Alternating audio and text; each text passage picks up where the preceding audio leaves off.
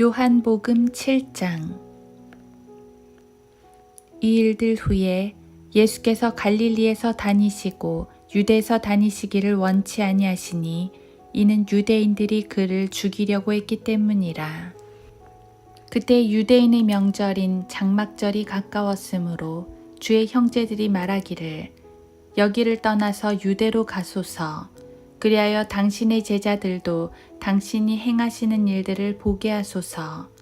자신이 드러나게 알려지기를 바라면서 비밀리에 무엇을 행하는 사람은 아무도 없으니 이런 일들을 하실 바에는 자신을 세상에 나타내 보이소서라고 하더라.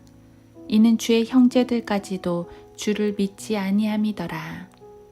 그러므로 예수께서 그들에게 말씀하시기를 나의 때는 아직 이르지 않았으나 너희의 때는 항상 준비되어 있느니라. 세상이 너희는 미워할 수 없으나 나는 미워하나니 이는 내가 세상에 관하여 그들이 악하다고 증거하기 때문이라. 너희는 이 명절에 올라가라. 나는 아직 나의 때가 차지 않았기 때문에 이번 명절에는 아직 올라가지 않겠노라고 하시더라. 주께서 이 말들을 그들에게 하신 후 갈릴리에 머물러 계시더라. 그러나 그의 형제들이 올라간 후 주께서도 명절에 가셨으나 드러내지 아니하고 비밀리에 가시니라. 그러므로 유대인들이 명절에 주를 찾으며 그가 어디 있느냐고 말하니라. 무리 가운데서 주에 관하여 수군거림이 많더라. 어떤 사람들은 말하기를 그는 좋은 사람이라고도 하며 또 다른 사람들은 말하기를 아니라 그는 무리를 미혹한다고 하더라. 그러나 유대인들을 두려워하기 때문에 아무도 주에 관하여 드러나게 말하는 사람이 없더라. 명절이 중간쯤 되었을 때 예수께서 성전으로 올라가 가르치시니 유대인들이 이상히 여겨 말하기를 이 사람은 전혀 배운 적이 없는데 어떻게 글을 아는가? 라고 하더라. 예수께서 그들에게 대답하여 말씀하시기를 나의 교리는 나의 것이 아니요 나를 보내신 분의 것이라. 만일 누구든지 그분의 뜻을 행하려고 한다면 그 교리가 하나님으로부터 온 것인지 아니면 내가 내 자신에 관하여 말하는 것인지 알게 되리라. 자기 자신에 관하여 말하는 사람은 자신의 영광을 구하지만 보내신 분의 영광을 구하는 사람은 참되며 그 안에 아무 불의도 없느니라. 모세가 너희에게 율법을 주지 아니하였느냐? 그런데 너희 중에는 율법을 지키는 사람이 아무도 없도다. 너희가 어찌하여 나를 죽이려 하느냐고 하시니 무리가 대답하여 말하기를 네가 마귀 들렸도다. 누가 너를 죽이려 하느냐고 하니라. 예수께서 대답하여 그들에게 말씀하시기를 내가 한 가지 일을 행하였는데 너희가 모두 이상히 여기는도다. 그러므로 모세가 너희에게 할례를 주었으니 그것은 모세로부터 온 것이 아니고 조상으로부터 온 것이기 때문이라. 너희가 안식일에 사람에게 할례를 주는도다. 만일 어떤 사람이 모세의 율법을 범하지 않으려고 안식일에도 할례를 받거든 하물며 내가 어떤 사람을 안식일에 온전히 낫게 해주었다고 해서 너희가 나에게 화를 내느냐. 외모로 판단하지 말고 의로운 심판으로 판단하라고 하시니라. 그때 예루살렘의 몇몇 사람들이 말하기를 이 사람은 그들이 죽이려고 하는 그 사람이 아니냐. 그런데 보라, 그가 담대하게 말하여도 그들이 그에게 아무 말도 하지 아니하는도다. 관원들은 참으로 이 사람이 바로 그 그리스도인 줄 아는가? 그러나 우리는 이 사람이 어디서 온 줄 알거니와 그리스도가 오실 때는 그가 어디서 오시는지 아무도 모르리라고 하더라. 그러므로 예수께서 성전에서 가르치실 때 외쳐 말씀하시기를 너희는 나를 알고 또 내가 어디서 온 것도 알지만 나는 스스로 온 것이 아니니라. 나를 보내신 분은 참되시도다. 너희는 그분을 알지 못하나 나는 그분을 아노라. 이는 내가 그분으로부터 왔고 또 그분께서 나를 보내셨음이라고 하시더라. 그러므로 그들이 주를 잡으려고 하였으나 주께 손을 대는 자가 아무도 없었으니 이는 아직 그의 때가 이르지 않았기 때문이라. 그러나 무리 가운데서 많은 사람이 주를 믿고 말하기를 그리스도가 온다 해도 이 사람이 행한 것보다 더 많은 기적을 행하시겠느냐고 하니라. 바리새인들은 무리가 주에 관하여 이런 일들로 수군거리는 것을 듣더라. 그리하여 바리새인들과 선임 제사장들이 주를 붙잡고자 관원들을 보내더라.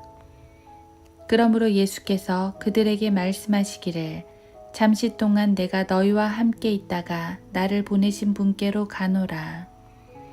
너희는 나를 찾아도 만나지 못할 것이요 또 내가 있는 곳에 올 수도 없느니라 고 하시니 유대인들이 자기들끼리 말하기를 그가 어디로 가기에 우리가 그를 만나지 못한단 말인가.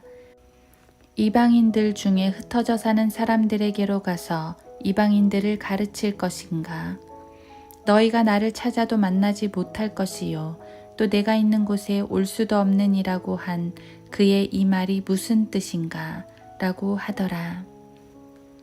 그 명절의 가장 큰 날인 마지막 날에 예수께서 서서 외쳐 말씀하시기를 누구든지 목마르거든 내게로 와서 마시라.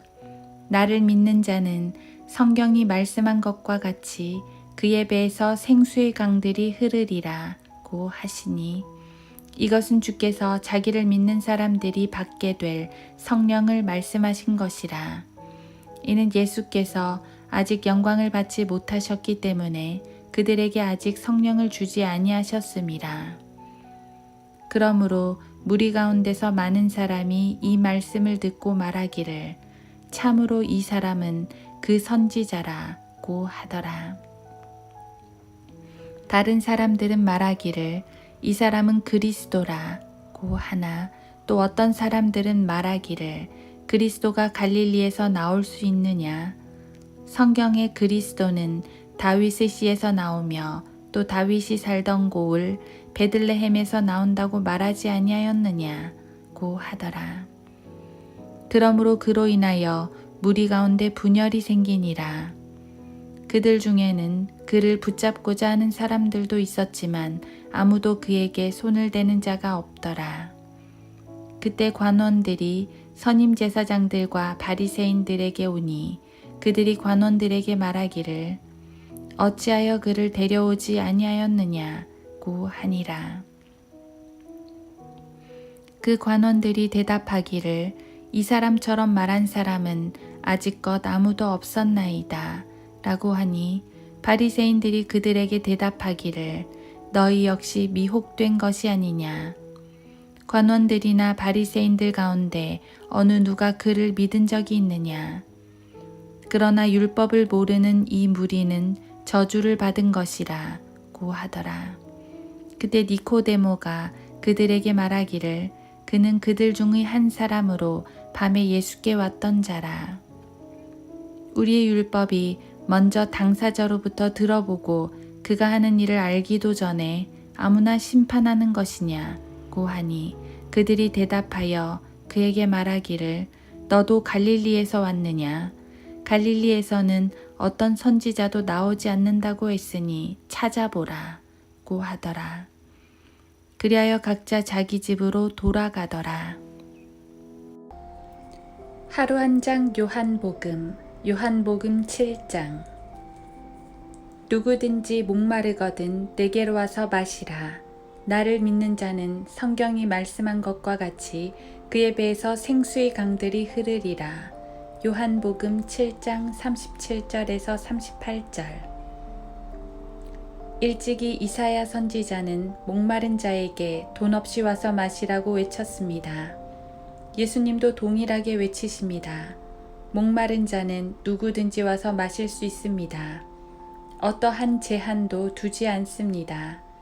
가난한 자도 부유한 자도 힘 없는 자도 힘 있는 자도 상관없습니다.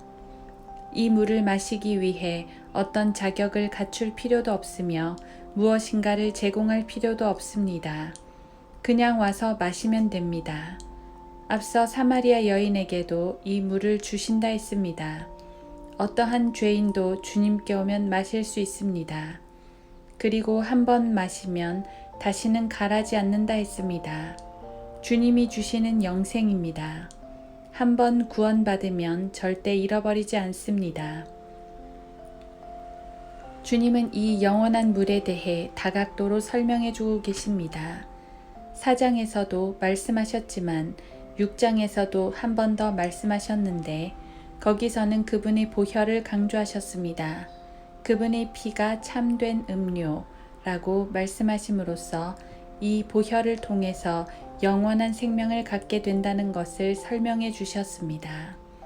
주님의 보혈은 영원한 샘물과 같아 지구상의 모든 죄인들을 씻을 수 있으며 그들에게 영원한 생명을 주실 수 있습니다.